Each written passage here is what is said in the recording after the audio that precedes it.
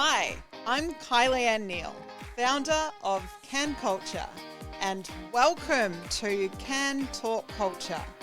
In this podcast, I sit down with some of Australia's most progressive founders and CEOs to explore the heart of their company cultures, what drives them, what they value, and what it's really like to work for the companies they lead. You'll also find occasional episodes packed with practical HR insights to help you build safer, stronger, and more trusted workplaces. So whether you're a new team member getting to know your workplace, curious about creating remarkable company cultures, or just wanting to know more about implementing HR best practice, you're in the right place. Let's dive in. Hi, and welcome to Kan Talk Culture. My name's Kylie Neal, and I'm here with Georgina Walker, who's a people and culture consultant at Kan Culture. Welcome, Georgina. Thanks for having me back, Kylie. Thank you for coming in again.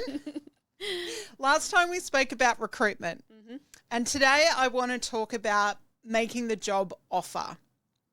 So today we're talking about don't settle, don't stall, making job offers that secure top talent. Okay, so let's start with don't settle. I think the key point there is you might have a candidate that is available immediately.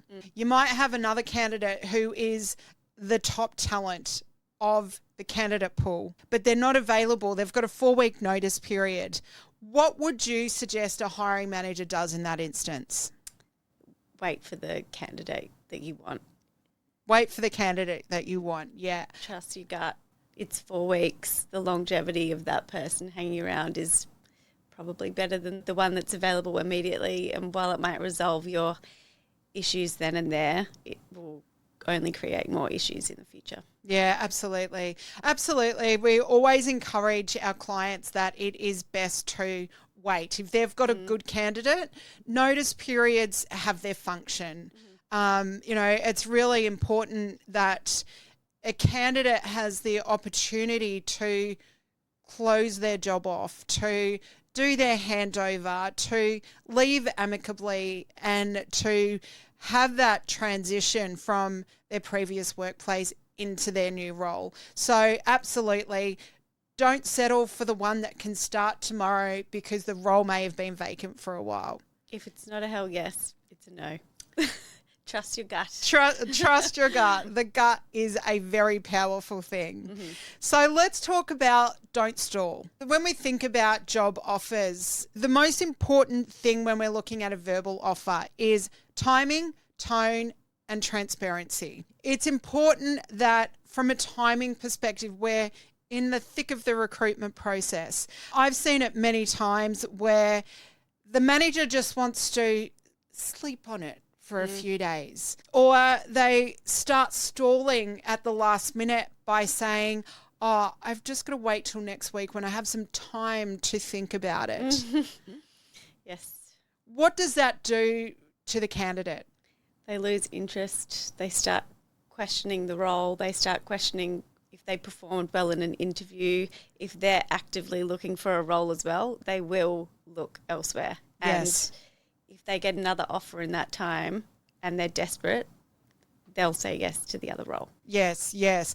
So timing and staying on track throughout the whole of the recruitment process, but offer is really important. That timing is as soon as practically possible to be able to make that call to the candidate to offer the role. And I think that also feeds into the next part of it, which is tone, because if your hiring manager is enthusiastic, is excited because they have identified top talent in the market to bring into the role, that enthusiasm is going to come through in a timely manner. If they've waited for 2 weeks to be called, to be told that they've got the role, that you'd like to make them an offer, the tone is very different to the next day or a couple of days later, congratulations, you've got the role. Like the tone and the energy in that conversation of offering a role is really, really important.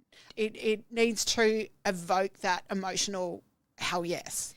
Or if there is a delay, also be transparent. Call them, take them on the journey, keep them informed, give them a call every couple of days. Just do not keep them waiting because they will go cold. You want to keep them warm. Yes, yes. And that is the next part of it. So the transparency part, being really transparent. What does this process look like? If there is a stall, why? And it needs to be a valid reason. Yes. You know, it needs to, I can't even think of what a valid reason would be to wait too long to make that offer, because I think the candidate and the manager are going on that journey together from the start of the recruitment process to the end. Even if they're not involved in the initial interviews, they're still involved in the process. They might have been briefed about the candidates. True. So, you know, the hiring manager, I think if there is a stall, it needs to be a really reasonable and legitimate reason as to why. If there is any stalling techniques and it's obviously a stall, it's really hard for us to be able to communicate to that candidate and keep them engaged and energized, because people know BS when they see it, right? Or when they hear it, they will hear it in your voice. So when you're looking at a verbal offer, any hiring managers listening, please, timing, tone and transparency is what is really important. And what comes after a verbal offer? How do you keep them warm after a verbal offer? Yes. So the next steps, right? You know, it's the same as being really on point about the process and taking them on the journey from recruitment. It doesn't stop after the verbal offer. It doesn't stop. You know, there is the contract. And again, some particularly larger organisations, it can take weeks to get an employment contract done.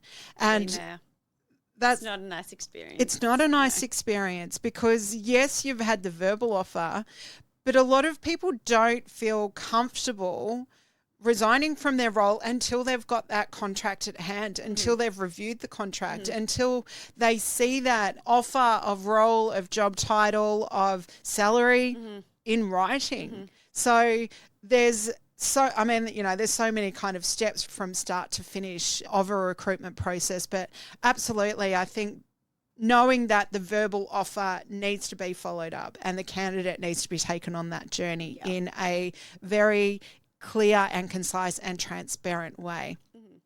Yeah. Let's have a bit of a chat about negotiating job offers. We've had quite a few experiences lately of negotiating salary. I think candidates these days are more likely to explore not just salary, perks, benefits, flexible working conditions. You know, there's a whole lot of additional things to salary that candidates are now really curious about.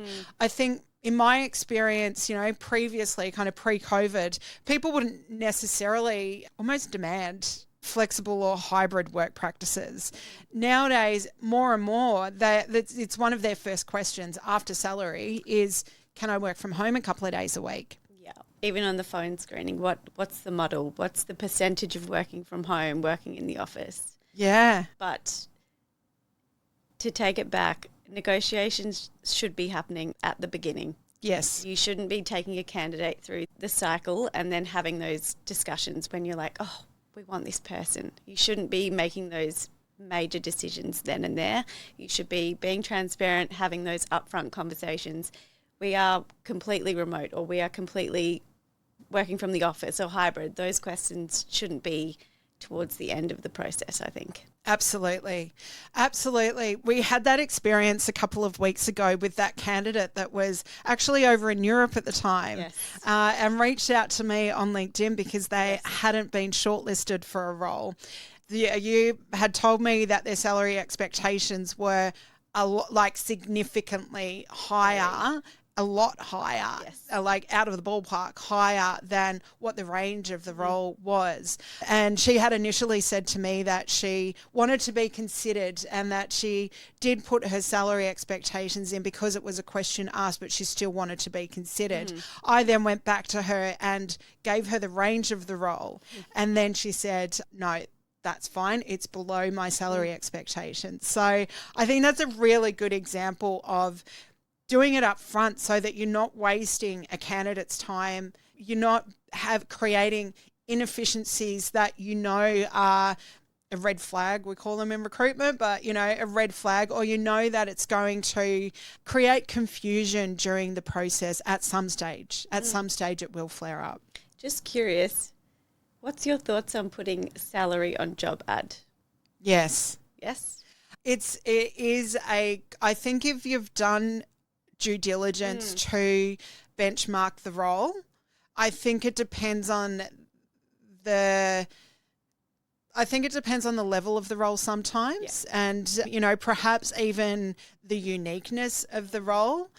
Perhaps for more junior level roles, if you think of an administration assistant, for example, putting the salary on can be really helpful. Yes. Because you do have candidates that may be comfortable with $65,000, or, you've got candidates who are admin assistants who might be more comfortable with $90,000. So, there is for roles that do generally have a broad range, or for roles that going to attract a lot of candidates, I think it's a really good way to hone in on it. Yeah. If it's more of a specialised role, then perhaps not. So I don't think it's not a black and white. It's not a yes or a no. Yeah. No, I was just curious. Your thoughts. Thank you. So I think, we're coming back to negotiating. I think the point there is, when it gets to that point, it should be a really clear, we're calling you to offer you the role. We've spoken about salary expectations. We're aligned. This is what the salary offer is. These are the perks that we spoke about. These are the flexible or hybrid working conditions that we spoke about at the start of the process. This is all now being offered to you because we've all been clear and upfront about what that looks like. Unfortunately, that's not always the case. So, there's been a lot of experiences where normally if we're not involved on the upfront and hiring managers don't have those conversations up front, they don't want to talk about salary because it's a hard conversation to have sometimes. Candidates don't want to bring it up. They'll just say, I'll just go through the recruitment process and I'll just kind of get to the end and then I'll, kind of throw another 20K on what I'm currently earning or something like that. So the best practice is to have those conversations up front. Yeah. But if we look at, let's just kind of say that we weren't involved in the process until the very end. We kind of come in late notice and we're making a job offer, and the role is, let's say, 100,000 per annum, and we call the candidate. We've got our timing, we've got our tone, we've got our transparency, and we say, Georgina, congratulations. Oh. I'm calling to offer you the role of People and Culture Consultant for Kan Culture. Thank you. So I'm How much? The salary that we're offering you is 100,000 plus super, plus flexible working conditions. Amazing. Perfect. You're not negotiating with me here. What? How about 120?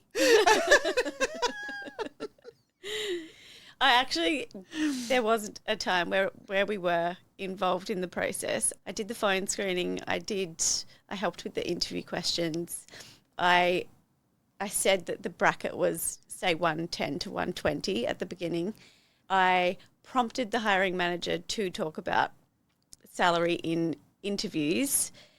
It came to offering, and this was straight away, we were offering with a letter and contract. So I sent that to her. She called me and said, I actually didn't speak with the hiring manager about salary, and that was not communicated with me. I assumed that it was spoken about in the conversation, but it wasn't, and it was embarrassing. We weren't aligned, and we had to go back to the drawing board because the salary was too low. Right. So a waste of my time, her time, and the hiring manager's time. Yes, yes. And you can see in that instance, because I've had examples as well where the hiring managers sometimes don't bring it up at all. Yeah. And the first time the candidate sees it is when the contract's sent to them. And that's why they're waiting for that contract, is because it's got a dollar amount of a conversation that should have been had. But the hiring manager doesn't feel comfortable bringing it up.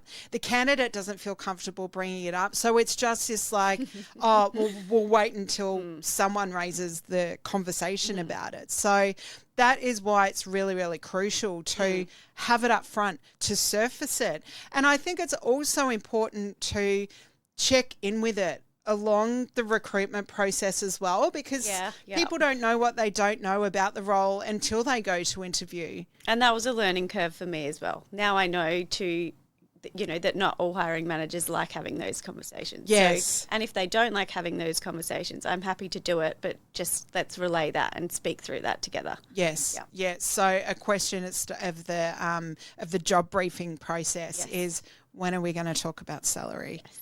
The earlier the better. Yes. And, if the hiring manager isn't comfortable having that conversation, phone screening is the perfect spot for it. Yeah. But again, at phone screening, people don't have the full picture of the role. No. So it is really good to raise it and surface the conversation then, so it's not a sticky conversation through the process. Not a shock. Internal candidates that haven't been successful in a job, how do we communicate with them in a way that retains their trust and keeps them engaged?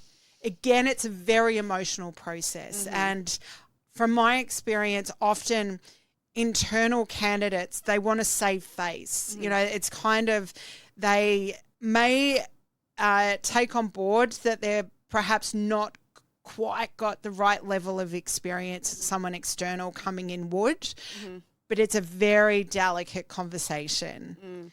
What are your thoughts about how they're addressed and managed?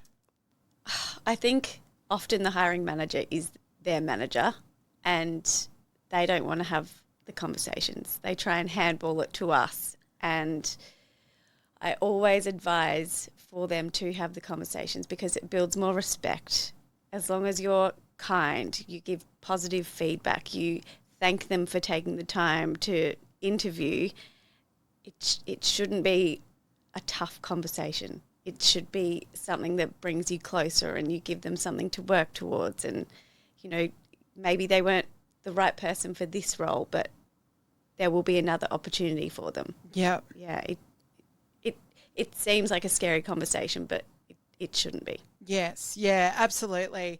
And I think if the organisation has the right performance reviews and development plans and career conversations, and they have those people practices within the business that Kan Culture has developed for them, they will be able to reattach them, detach them from the recruitment process, bring them back into their role and really nurture and support, okay, you can get to this particular role in future. Let's look at where you're at right now. Let's look at those skills that you need to develop further to close the gap a bit from where you missed out on this time. And it can be a really respectful conversation. In my experience, when it derails is when those conversations aren't had because the hiring manager feels bad that they haven't been successful. They almost shy away from really strong leadership opportunities in not being able to sit down and have a really constructive and confidence-driven conversation and letting them know exactly why someone else has got the role instead of them. Awkward. Awkward. It's awkward. It's embarrassing. It's emotive. Do we talk to each other? Do we ignore each other? What do we do?